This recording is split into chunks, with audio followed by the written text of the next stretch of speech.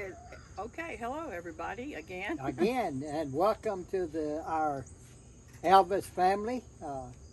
Elvis fans matter, so that to us is all family. And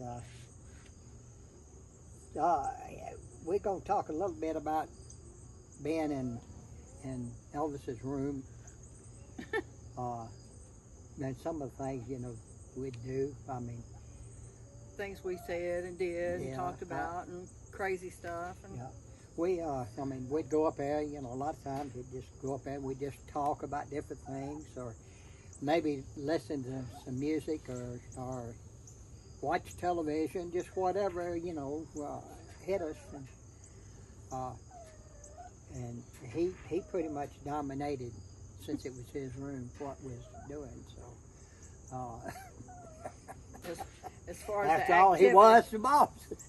as far as activity, he dominated. No, but it always was interesting, he'd talk about different things. It could be anything.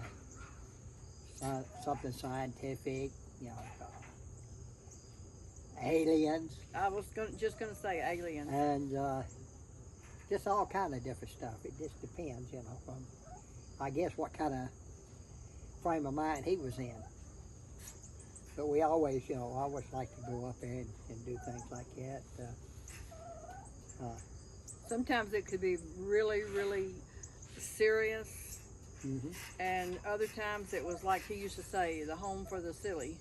We were just, all we did was just act goofy, act silly, do goofy things that you would have thought grown-up people at the age we were would not have done that, but we did.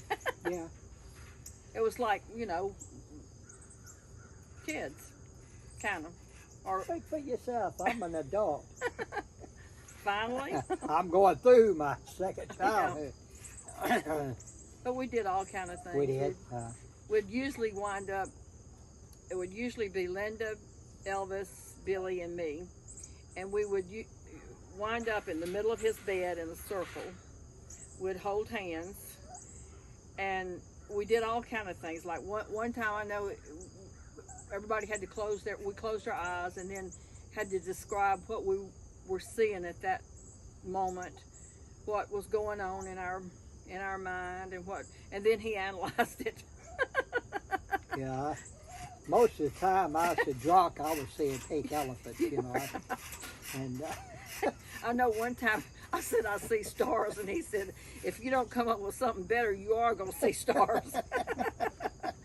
I said, okay. So then I started seeing something else. But we had a chant we always did before we left. And we held hands. Yeah. And did that chant. And it'd be Christ love, Christ light, Christ peace. Yeah. And what you would do is put a white aura around each person. Or like chant. a dome over all four of us on the bed, and visualize it, and that protected us. And that was supposed to protect you and your family, or whoever you were thinking about. And we did all kind of stuff like that. Sometimes we watched movies. Yeah, we'd watch a movie or something. Yeah. Most of the time we just talked about whoever was not there. Yeah, gossip in that room was heavy. But we talked about family and, and things that had gone on and things that he had read about. Yeah. And he was interested in your, being a Mason. Yeah. He liked to talk about that. Billy was a Mason. And he couldn't believe that you got that past him. Yeah. And but he was amazed by different things. Different things. Like you said, don't ever think you know everything, because there's always somebody, no matter who they are, how little you think of them, no matter what they do, they know something that you don't know. And so and don't everybody's story is, Yeah. Everybody's if important. you listen close enough, probably it's going to be interesting to you. So, Yeah. and it's true. And Elvis was always for the underdog. Yeah. He was like that. He just, you know, I know if anybody had a problem, you had to be real careful if you showed emotion or you were upset, and because he picked up on it real quick. If the least little thing, you could be, you know, not your regular funny acting crazy self, and he picked up on it, and he would want to solve it, you know, and whatever he could do to make you happy or to make you feel better, he would do, no matter what it was. Yeah. So you had to kind of be careful about showing your emotions or things that All were the thing bothering I had to you. worry about showing was, you know, something else. Hiney wise, you know what I'm saying? Yeah. But he did. If he tried to, you know. I can't leave stuff like that alone. It's just so you I know, know. enticing to join right in, you know. But he would try to fix it. He tried to fix everything for you. And you know, he had a lot on him. You had his tours, and we tried not to. I know when one of his cousins passed away, we didn't tell him until after his show, because he would get, you know, he'd get really emotional and worried about everything, and it affected. So we tried to protect him, and he always protected us. But we did all kind of things in his room. He read to us. He could quote anything in the Bible that you, and quote anything out of any book you could mention it, and he would go, oh yeah, and he books all over the floor. He'd reach and get the book and flip right to the page, and right there. I mean, you know, he could remember about everything. Very, very intelligent. Very intelligent. He had one of them photo-optic minds. Psycho. He was physics. he was physic and psycho. I mean, no, he was brilliant. He could instantly recall things where they were. You know, he had that kind of memory. And I guess after you done 600 and, or excuse me, we go back. After he did 600 and something songs, and he could remember just about every one of them. That takes one heck of a memory. It really does. Didn't he do Guadalajara in one take? One take. One take. That was on Fun in Fun in Acapulco. Acapulco, and it was in Spanish. And he did it in one. And he actually done that song in one take. Yeah, he was really that good. He was amazing about things like that he could do, and you know, just it's hard for people to understand how it was with him, being right there with him. But you didn't. I mean, it was like, you know, sitting with your friend or your family or whatever. Yeah, he can make you feel just very comfortable and at ease. A part of everything. I'm not talking about just family. I'm talking about even with his fans. He just had that gift. He did. And he did things his way. You know. We did things his way too. And we did things his way. It was his way or no way. Or the highway. The highway. No, he wasn't you like know, it. But that's. We were interested in what he was you want to interested get into in. why you think they wrote the book? Oh, yeah. Yeah. Next time. I just was going to say a little bit. No, don't say it. Okay, I won't say it. I'll wait till the next video, and it's like we have different opinions on why Elvis, what happened, was written. A lot of people think, you know, it was trying to help him. Well, since you got into it, I think it was totally. I think they wrote that book totally for revenge. Not that they didn't love him, and not that he didn't love them, but I mean, they got fired, and I just think it's silly for people to say, "Oh, they wrote it to try to help him." Why then? I mean, you know, let's face it, they were mad, and not to say I wouldn't have been mad too, but like I was saying earlier to Danielle, well, y'all, the rest of the guys got fired a jillion times, and they got to where they just ignored him and kept staying, and he would forget he fired them, and they were all back, you know. Back. But I mean, I love every one of those guys. But Red, yeah, Red, Sonny, and Dave, all of them. But you know, that's just how we feel. I do. I don't. I think Billy feels the same way. I do. But you know, it's too. You can understand. I can understand Yes. their side too. I mean, you know, that was.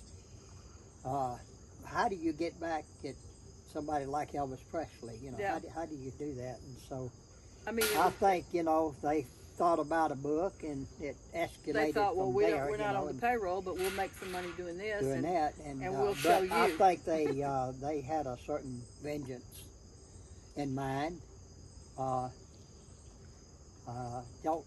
Also, That's just our opinion. I also think they was hoping maybe it might help him, you know.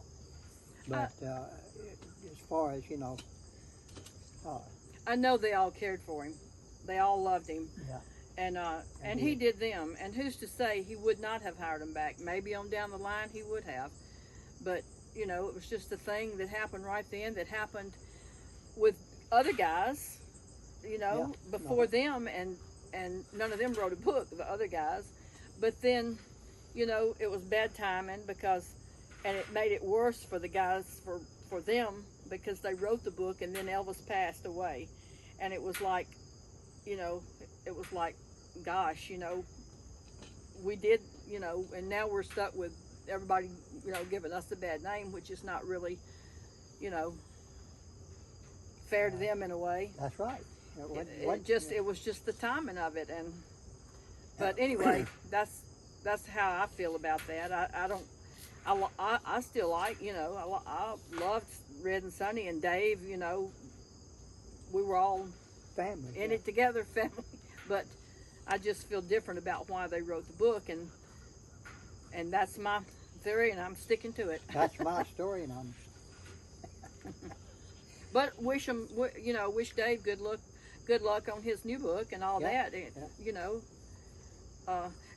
another thing, I feel like, and I think you do too, I feel like anybody that had anything to do with Elvis has as much right to write a book or sell something or do anything as long as it's the truth and it's authentic things they're dealing with. Why? As much as anybody else. Any one person has as much right as anybody else to do it. Doesn't matter who you were or you know. No one has an exclusive. No. You know. No. Not even Graceland. No, I don't feel like that either. You know. I think if you had any we have time, our stories, of course. They have theirs, and you know, and that's the way it should be. Everybody's got, you know. Everybody that was connected to him has the right to tell their story. Right. And any way they want to tell it. And nobody. As long as it's truthful. As long as it's that's truthful. What matters. If it's, you know. And nobody's better than anybody else. I don't care. You know, it was a question that was sent in to us that asked about the pecking power and who was in line, who was lying. I never felt like anybody was better than anybody else.